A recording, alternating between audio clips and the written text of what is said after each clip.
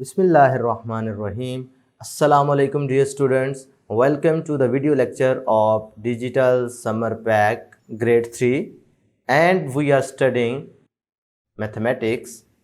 Today our topic is counting in eights. जिस तरीके से आपने काउंटिंग इन 6 पढ़ा, काउंटिंग इन 7 पढ़ा, सिमिलर केस है काउंटिंग इन 8 में।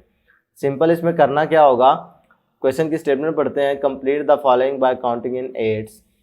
आपने करना क्या है, हर प्रीवियस आने वाले नंबर में 8 को जमा करते जाना है, ठीक है, 8 को ऐड करते जाना है। जैसा कि अगर मैं इसमें पार्ट 2 चूज कर रहा हूं तो पार्ट 2 की बात करते हैं। पहले वाला नंबर क्या है हमारे पास 64 है। 64 में जब आप 8 ऐड कर देंगे तो ये क्या बन जाएगा, ये हमारे पास हो जाएगा 72। 72 में 8 ऐड कर दोगे तो 80, 80 में 8 ऐड कर दोगे तो 88, 88 में जब दोबारा से आगे ऐड करोगे 8 तो क्या हो जाएगा 96, 96 में फिर से 8 ऐड कर दोगे 104, 104 में ऐड करोगे तो 112। यानी ये कैसे आप ऑब्टेन कर रहे हैं नेक्स्ट नंबर, हर आने वाले नंबर में यानी प्रीवियस नंबर में 8 को ऐड करते जाते हैं तो आपके पास नंबर आ जाता है। इसे कहते हैं काउंटिंग इन एट्स।